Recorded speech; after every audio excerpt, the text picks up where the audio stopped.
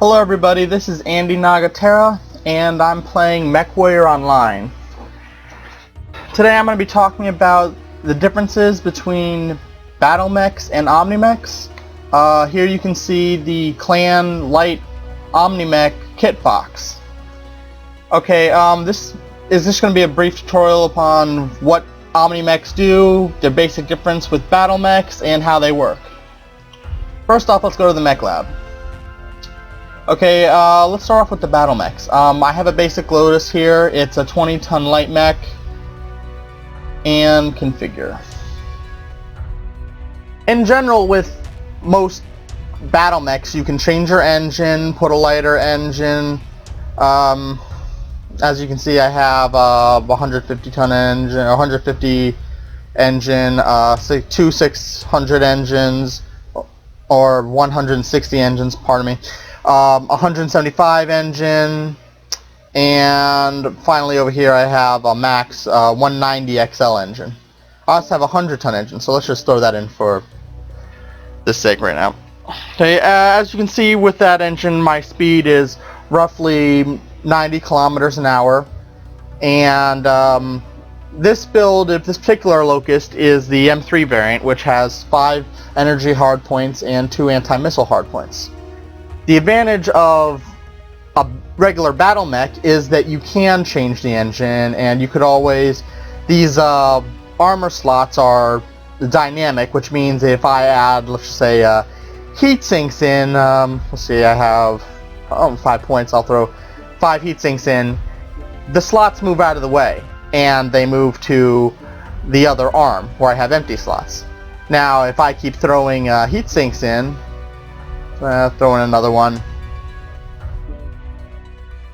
the slots will move over and move down this arm. That said, you can always take out the engine if you don't like the engine and put in a different engine or a bigger engine, throwing off these heat sinks, to change your speed. Now, as the build I have it right now, if I go to center torso, get rid of that engine, I can throw on a 190 engine. Yes, I know I need 3 heat sinks, and it increases my speed to 170 kilometers an hour roughly. Now that's much faster than almost 90 miles an hour, and it gives me other advantages such as being able to get in and out of trouble really fast. This particular build, I designed it so it has 2 medium lasers in each arm. Its right and left leg each have 2 heat sinks, and the head has a heat sink. And because I can choose, and I have an upgrade to double heat sinks, I have more space so I can throw the heat sinks in areas such as the head and 1 and 2 in each foot. Now, when you look at other mechs, such as the Omni-Mechs, like this Kitfox I have here, when you go to loadout, you can't change the engine. You're stuck with that engine, as well as some heat sinks, in this case double heat sinks, because all Omni-Mechs at this point in time have double heat sinks. They have the lightweight armor and they have the lightweight structure. You cannot change those where you can on a regular Battle-Mech. So this engine, 180 XL, you're stuck with it. You won't be able to go 97 faster than that. 97 is as fast as you will go. That said, if you go to the arms, they have these interesting little things called omnipods, which allow you to switch between things. For instance, this particular build, I have in my right arm, I have an ECM. In my left arm, I have 2 LRM-15s, and in my right torso, I have a bunch of ammo. So this is pretty much a lightweight, follow your team support missile craft, where the Battle-Mech you just saw, my Locust, is more of a medium distance, go out, scout a bit, take pot shots at the enemy and draw them into a trap mech. Now, that said, Omni technology is, if you want to go for a particular build, it's easier because you don't have to buy a variant. If I went to my Locust, if I went to my Locust, I have the M3. Now, as you can see, this only has 5 energy hardpoints and 2 anti-missile system hardpoints. Now, there are other variants for the Locust, which if I go to my purchasables, let the game load for a second. If I go to my purchasables and I look at it, there are other versions of the Locust that I can get. Right now they're on sale. Such as this one that has 6 energy points and 1 anti-missile system.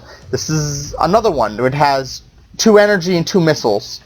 And each one is different, offering a different style of play. This one's similar to the build I have. This is another one where it has machine guns and a laser. This is another one. This is actually the one I have, which is on sale right now. It's another one with 2 missile slots on either arm. Now, the advantage and disadvantage about these are, when it comes to regular mechs, going back to the ones I own, Battle-Mechs, whatever hardpoints they have is what they're stuck with. If I want to add missiles to this Locust, I have to buy another version of the Locust with missiles, and it would take up another mech slot. Where if I have my Kitfox, since it's Omni-Pod technology, I can't change the engine or some of the internal heat sinks, but I can always go to loadout and I can be like, well, maybe I don't want rockets on the left arm. So I'm going to click left arm, I'm going to go to my Omnipod, and I'm just going to throw it off. Okay, as you can see, I have one Omnipod, I don't have these other Omnipods. So if I wanted to add lasers, this one has 2 energy hardpoints, I could throw this. Okay, yeah, sure, I'll buy it. So then I could throw in, so now you see the arm has changed a bit, and I can always go to the energy weapons of that arm, and I'm going to say, well, you know, maybe a couple large lasers, right? It's a 30-ton mech, so I won't be able to fit 2 large lasers, but let's take off, since I don't have rockets anymore, let's take off some of these. Let's just get rid of all of them. Now we go down back to the left arm, and I have 17 tons, so I think that's enough to get 2 ERPPCs. Now a lot of people have been wondering about the whole hand actuator and lower arm actuator, and just to, you know, let everybody know, lower arm actuators allow the arm to swing left and right, giving you a certain distance of which you can turn the arm without arm locks on. If you always play with arm locks on, then you don't have to worry about that. The hand actuator is, right now it doesn't have any function since melee weapons have not been added to the game yet, but when they finally do, if they ever do, they'll have a purpose. Other than that, both of these are useful for the simple fact that they take up a crit slot. Now, that can be a disadvantage for some if you need those crit slots. However, if you're playing and your arm gets damaged and someone starts shooting at you and, you know, you get a critical damage, it will destroy or damage one of these internal components.